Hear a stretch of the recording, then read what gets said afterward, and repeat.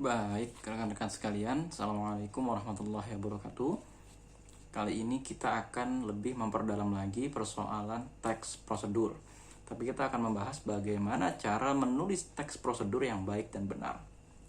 Jadi, pertama menulis teks prosedur yang baik dan benar dimulai dari menulis judul.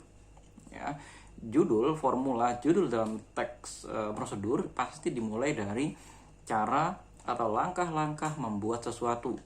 Misal cara membuat telur dadar, atau misalnya lagi cara menyusun buku dengan baik, atau misalnya lagi cara memesan ojek online. Jadi pasti dimulai dengan itu. Yang kedua, kita masuk ke susunan yang pertama adalah alat dan bahan. Nah, mana dulu yang diperlukan? Biasanya meskipun orang menyebutnya alat dan bahan, akan tetapi orang pasti menuliskan bahan terlebih dahulu. Ya sebetulnya mana saja tidak masalah gitu ya. Nah akan tetapi di proses penulisan alat dan bahan ini kita akan masuk kepada satu jenis kata dalam bahasa Indonesia yaitu nomina. Apa itu nomina? Nomina adalah kata benda. Nah kata benda yang dimaksud di sini adalah kita perlu menggunakan nomina penggolong atau kata benda yang termasuk penggolong. Apa itu? Contohnya sebuah, seikat, sebutir, apalagi ya misalnya seiris dan lain sebagainya. Itu nomina penggolong.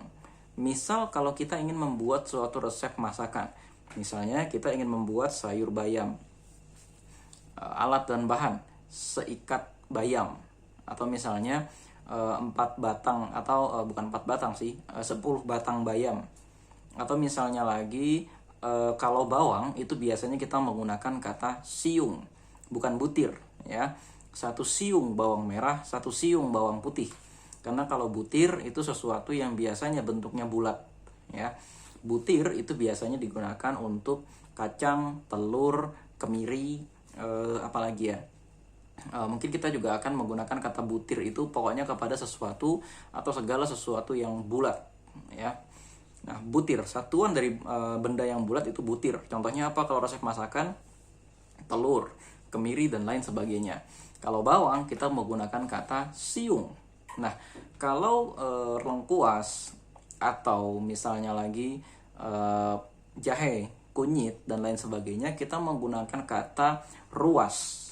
Nah, ruas itu artinya adalah buku-buku atau bagian-bagian antara buku-buku dalam sebuah bambu atau dalam sebuah batang. Contoh yang paling sederhana adalah di jari tangan kita.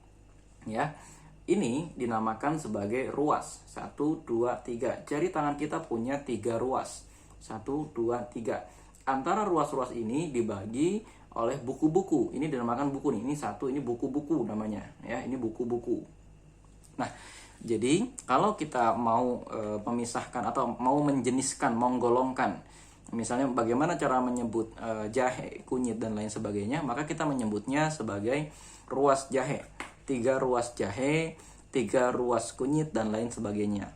Biasanya orang kalau menyebut 1 ruas ya atau seiris jahe, defaultnya atau default itu biasanya orang akan menyebutkan atau orang akan memaksudkan sebagai ruas yang sepanjang jari tangan ini nih. Siapkan 1 ruas jahe, berarti kita harus siapkan kira-kira ini mungkin 3-4 cm. Nah gitu ya. Lalu ada lagi kita masukkan nomina atau numeralia ya, yang sifatnya penjenis itu liter ya, ini ukuran ya, numeralia. Jadi misalnya siapkan 1 liter air, siapkan 2 liter air. Jadi itunya dulu harus jelas ketika kita menulis teks prosedur gitu ya. Alat dan bahannya itu apa? Alat dan bahannya itu ukurannya bagaimana? Jadi sudah kita ketahui tadi ada butir, ada siung, ada ruas. Lalu untuk benda-benda yang sifatnya lebar atau benda-benda yang sifatnya lembaran, kita sebutkan dalam bentuk lembar. Misalnya 1 lembar daun salam, 1 lembar daun jeruk, 2 lembar daun kunyit. Atau misalnya lagi pokoknya bahan-bahan yang bentuknya lembaran ya. Nah, ada beberapa jenis makanan yang satuannya memang tidak lazim. Misalnya tempe. Tempe biasa disebut dengan satuan papan ya, karena bentuknya memang mirip papan. Siapkan 1 papan tempe ya, irislah menjadi 14 bagian. Nah, misalnya seperti itu ya. 1 papan, 2 papan, 3 papan tempe. 1 papan tempe biasanya berukuran kira-kira ya sepanjang tangan seperti ini gitu ya. Jadi pokoknya 1 tempe yang biasa kita beli dari tukang sayur itu 1 papan ya, namanya 1 papan tempe. Nah, lalu kalau untuk barang-barang yang sifatnya diiris gitu ya, seperti daging ayam atau daging ikan atau misalnya lagi daging kambing, daging sapi dan lain sebagainya, biasa kita gunakan satuan iris. Akan tetapi kalau daging itu tidak diiris ya, maka kita gunakan satuan ekor. Siapkan 1 ekor ayam, siapkan setengah ekor ayam, siapkan 1 ekor ikan atau 1/4 ekor ikan ya. Ya, jadi ada kalau satuan daging itu ada seiris daging, atau biasa kita gunakan istilah kata sekerat daging. Kalau kita gunakan istilah sekerat daging, kerat itu kira-kira ukurannya kalau daging dipotong, tapi dipotongnya itu tidak lebih besar daripada kira-kira ibu jari. Jadi ini sekerat, dipotong segini nih ya, ini sekerat, dikerat. Atau misalnya ini ada tulang gitu ya, lalu kita potong. Nah, ini namanya sekerat gitu ya, sekerat. Atau misalnya lagi, pokoknya itu menyebut daging ya, daging itu biasa disebut dengan satuan sekerat ya. Nah, bagaimana untuk menyebut umbi-umbian dan lain sebagainya? Biasa kita gunakan istilah sebuah ya, atau kita gunakan istilah sepotong ya, sepotong wortel, sepotong ubi, sepotong talas dan lain sebagainya ya, dan itu harus jelas.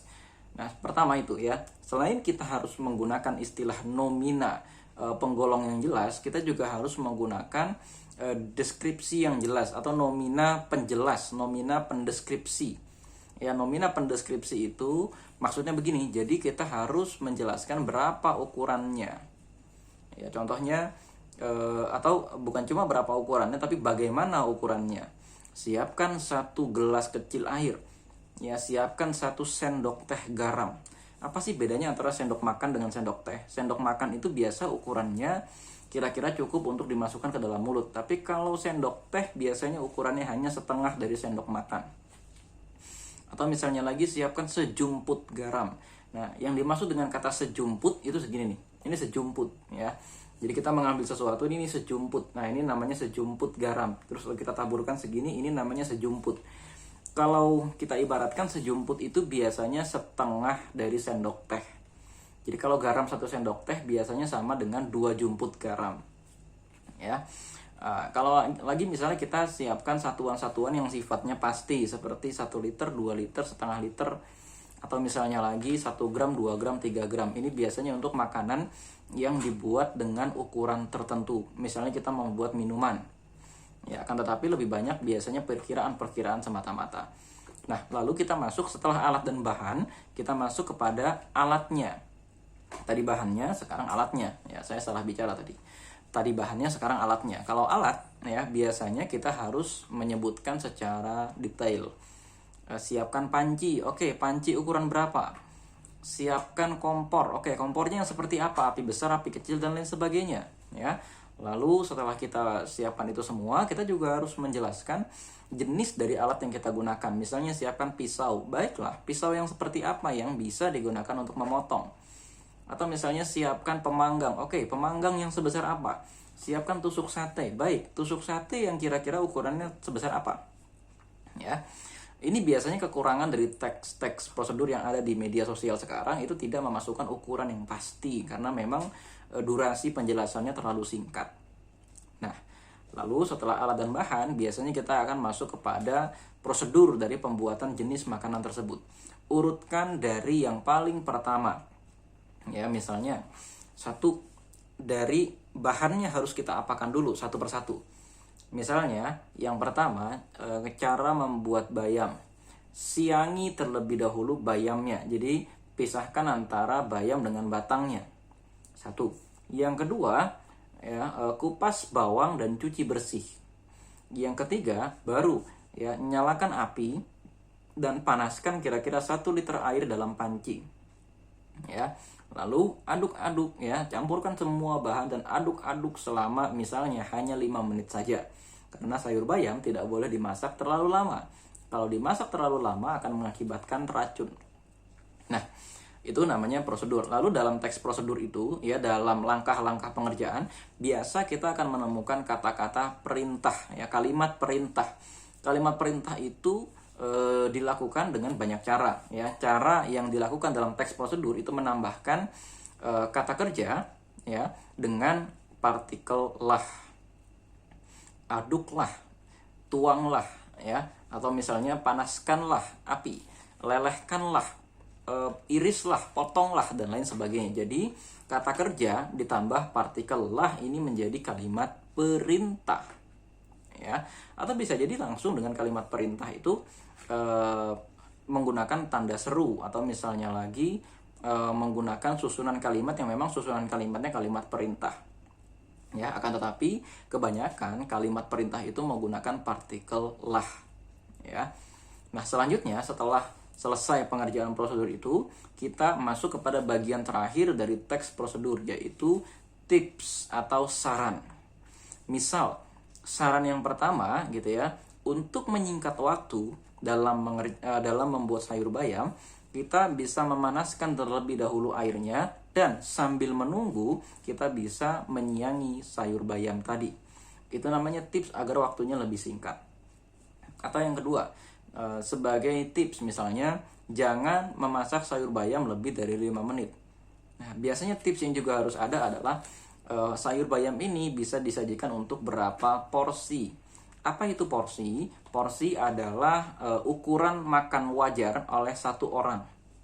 Ya, jadi misalnya ternyata sayur bayam ini bisa dimakan 4 orang, maka kita bilang ini sayur bayam disajikan untuk 4 porsi.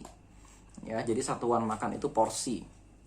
Nah, atau tipsnya tadi misalnya gunakan wajan yang tebal, atau gunakan wajan stainless, atau gunakan wajan yang sifatnya dilapisi teflon, atau gunakan minyak goreng, jangan pernah gunakan margarin. Atau misalnya lagi taburkan garam setelah sayur diangkat. Atau misalnya lagi, ya, sebagai tips misalnya untuk memasak sayur bayam yang efektif, misalnya ya, jangan gunakan api besar tapi gunakan saja api kecil. Atau misalnya lagi tipsnya itu adalah makanan ini kuat bertahan lama selama berapa jam. Misalnya sayur bayam maksimal dimakan 12 jam setelah dimasak. Nah, itu dimasukkan sebagai tips, ya. Nah, ini semua, ya, rekan-rekan sekalian, adalah struktur dari teks prosedur. Nah, kalau tidak ada ini semua, biasanya teks prosedur itu tidak sempurna dan kita akan kebingungan. Ini bagaimana cara menjalankannya? Ya, begitu juga ini sebetulnya ada dalam semua jenis teks prosedur. Misalnya cara membersihkan rumah, cara menyetrika, dan lain sebagainya. Ya, di cara menyetrika misalnya begini, siapkan pakaian yang akan disetrika. Sambil menyiapkan, ya, siapkan atau panaskan setrika sesuai dengan petunjuk suhu yang tepat untuk jenis-jenis kain yang akan kita setrika. Misalnya kita akan menyetrika kain katun, maka kita paskan tombolnya itu di kain katun. Nah, tipsnya apa? Tipsnya adalah tipsnya itu jangan pernah menggunakan alas plastik misalnya, atau gunakan alas yang cukup tebal 1-2 cm sehingga kain itu tidak membentur lantai dan lain sebagainya.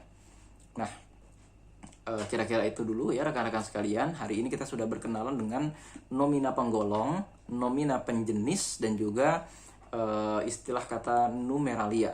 Itu semua biasanya muncul dalam teks prosedur. Dan juga kita tadi berkenalan dengan kalimat perintah yang formulanya kata kerja ditambah partikel lah. Kira-kira itu dulu. Assalamualaikum warahmatullahi wabarakatuh.